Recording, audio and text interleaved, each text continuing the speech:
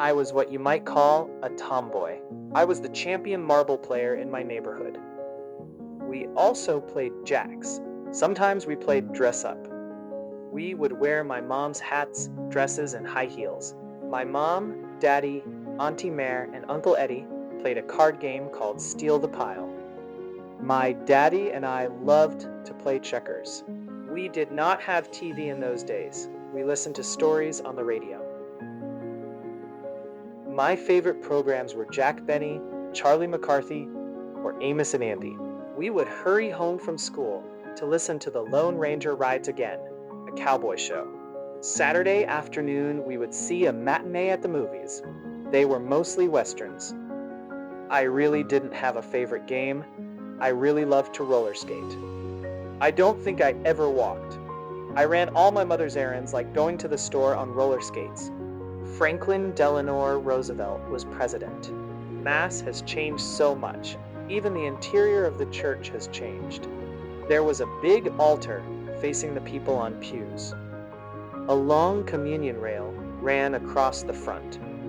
The priest said all the Mass in Latin, and his back was to you most of the time. The choir was in the balcony in the back of the church, looking down at the Mass, and they resembled the priests by singing in Latin.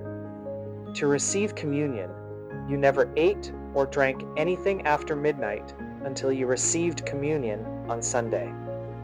So you never ate breakfast until after church. You always went to confession every 2 weeks. We never ate meat on Friday. You never went in church without something on your head, a hat or scarf.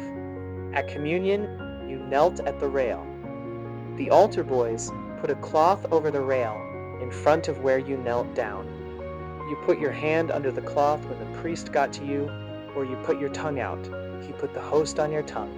This was so if the priests missed your tongue, it would drop on the cloth and never touch you. My first best friend was Joan Willen. She lived in Aurora, Indiana, about 4 mi from Lawrenceburg. I saw her if I went to Mass at St. Mary's. I saw her when I was Christmas shopping this past year. We talked about our wonderful grandchildren. I had a lot more than she did. We must have talked for an hour. I really didn't think about being a grandmother. I always said I hated boys and wasn't going to get married, but I was going to have 10 children. Of course, we didn't know everything you kids know nowadays.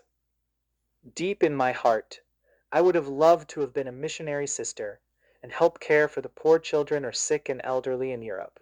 But from a young age, I know I had to care for Auntie Mare. God knew what was best for me. If I had been a nun, I wouldn't have had my wonderful children or my beautiful grandchildren. So maybe someday you might fulfill that dream for me.